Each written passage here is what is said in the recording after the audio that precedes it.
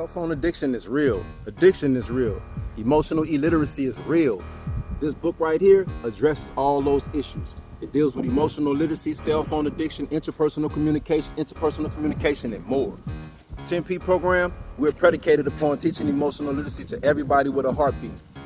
If you have somebody that's incarcerated or formerly incarcerated, or you trying to prevent from being incarcerated, go to 10pprogram.org and order them one of these today. Peace.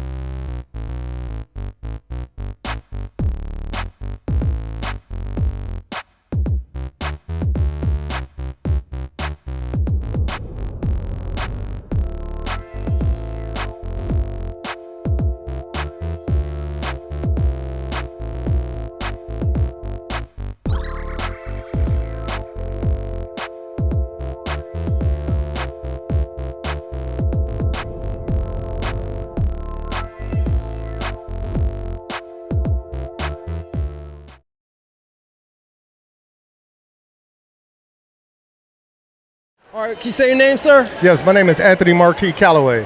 Anthony Marquis. Okay, where are you from, sir? I'm originally from Chicago, Illinois, but I'm now a resident here at Fresno, California. Okay, what brought you out to California? Well, I moved here during the COVID period when I was a barber, and I opened up a studio here, a barber studio. But however, I'm also a veteran. So with being a veteran, I got involved with the VA hospital here in Fresno, California, and now I'm a veteran that works for the VA. I'm a federal employee for the VA hospital. I'm a housing specialist, housing coordinator. What I do is I house homeless veterans. I find funding, I find locations, as well as help them with any situation that they're going through with their homelessness. Okay, so first of all, salute. Thank you. Appreciate your service, sir.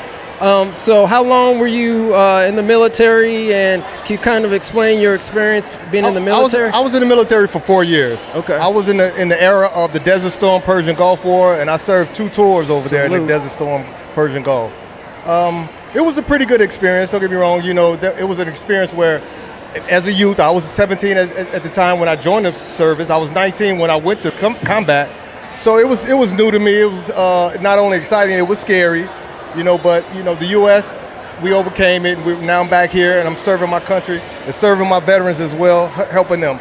I myself was homeless at one period of time here in Fresno, so the VA helped me with the situation, and now I'm just giving back to other veterans that going through certain situations as far as homelessness, mental illnesses, drug addictions, and this is one of the things that I feel proud about, that I'm able to give back myself as a veteran.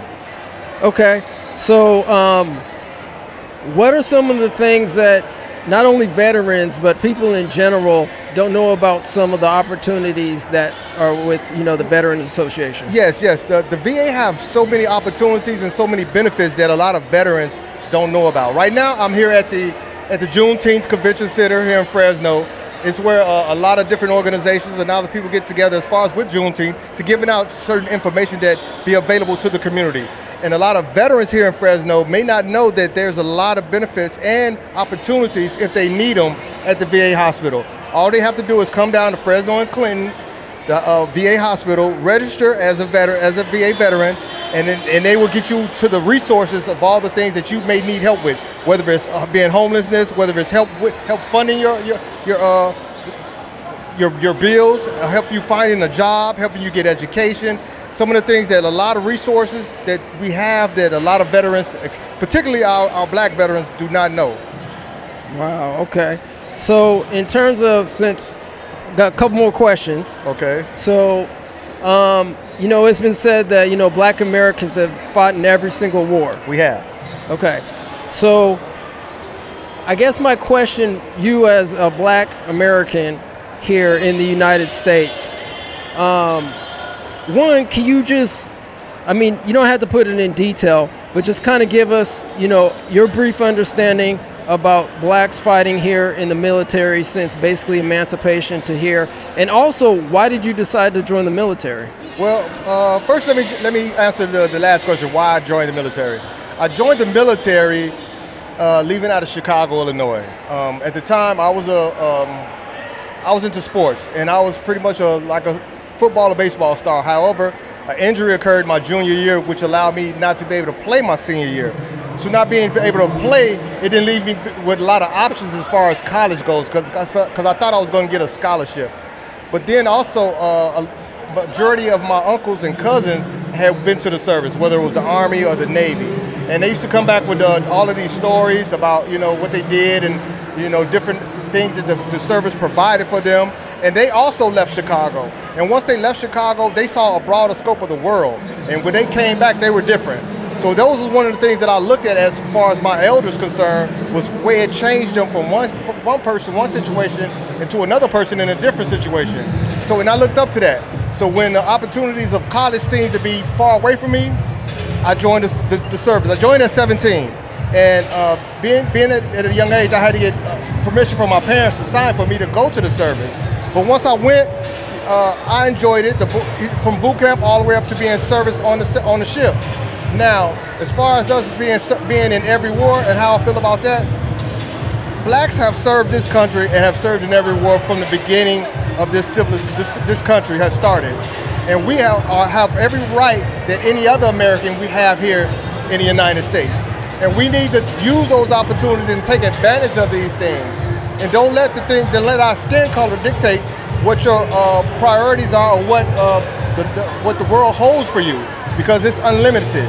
Believe that. I've seen it for myself, and I can also say that traveling in all these different countries, third world countries, America, with all its flaws, is one of the greatest countries. Believe me. And not because I've been to third world countries, I've seen some of these countries, their governments, the way they handle their people, their citizens, and we are one of the greatest countries there is. Now, do we have flaws? Yes. Do we need improvement? Yes. But I think if we all come together, especially in the black community, if we come together as one, we can make a lot of those things change. We could be a big impact on our country itself if we come together as one. But first, it takes us to come together for other races, especially in the United States, to recognize us as a strong, powerful force. Well, you mentioned that America is a great country. And I just want to say America's a great country because of the people who built it for free, off the backs of enslaved people.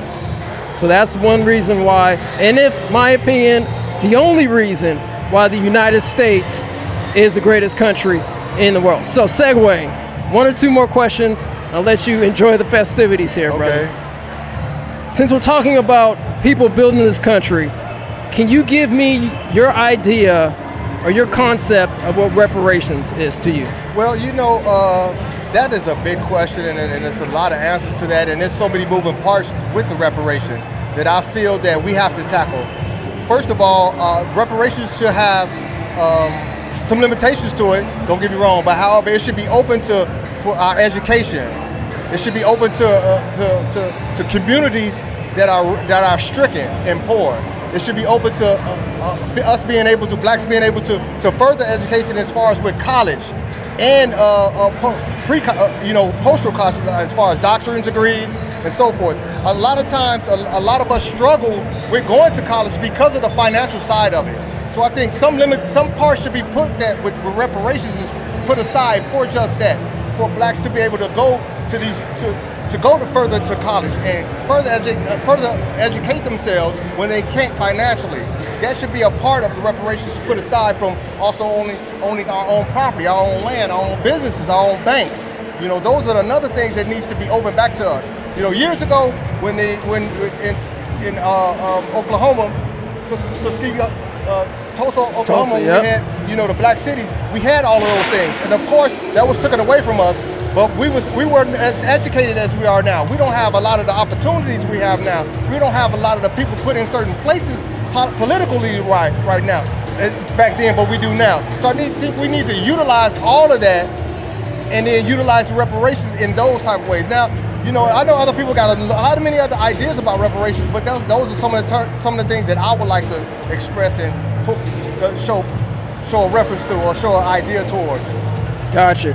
Okay, man. So I don't know if you want to, you know, give people some information where they contact you or not. That's totally up to you. Or we could just leave it as is. But you know, if people do have questions, you know, where do they go? How do they, especially if they're veterans, where do they go to get information? The easiest way to get any information about if you're a veteran is to just go to any VA hospital, register there as a veteran, and then ask for any opportunities that may be available for you as far as any funding for college, funding for your kids, health care, getting funded for schooling, getting help with homelessness, getting help with your bills, getting help for buying your first home. All of these things are available to you. You just have to go and seek out the information because it's there. There are certain platforms that you can go on, like the one that I'm talking to right now. They will have my information if you want to contact me directly. My name is Anthony Marquis Calloway. They will have my information if you want to reach out to them to reach out to me, and I'll give you all the information that I know that can possibly help you in whatever department that you're trying to get yourself help in at the VA. Okay. All right, brother. Thank you for your time. All right, thank you.